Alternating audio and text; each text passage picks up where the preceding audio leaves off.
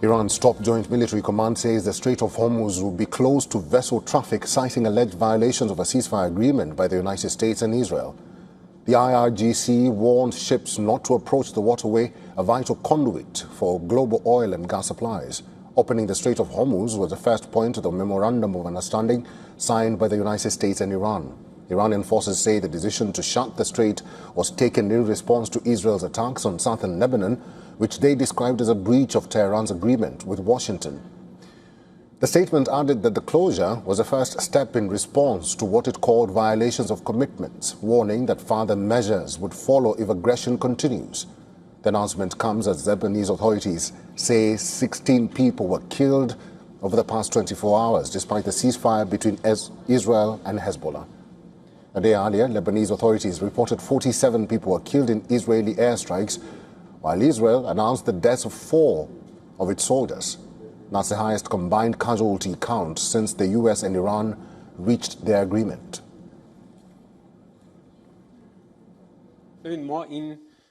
Well, the commitments are very clear. Clause 1 of the Memorandum of Understanding is the most important part of the parties' mutual commitments, namely ending the war on all fronts, including in Lebanon. We have adhered to our commitments. The other side was obliged to compel those under its influence, specifically the Zionist regime, to cease fire in Lebanon. In this regard, we have seen that they have failed to fulfill their obligations, and this constitutes a clear violation of the ceasefire understanding.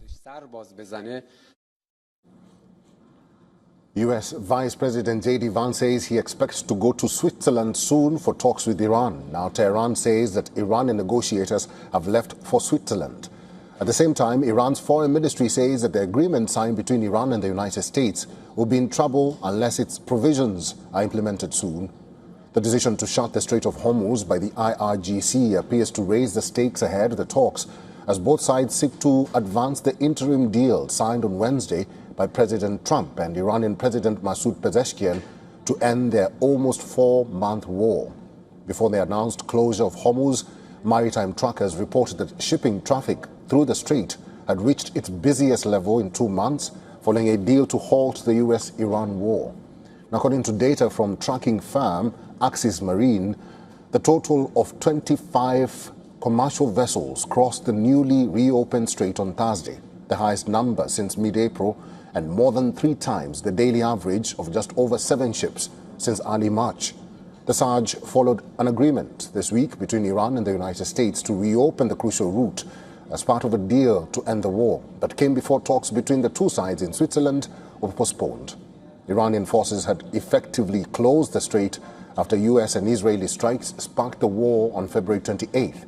Maritime authorities later reported dozens of attacks on ships in that area.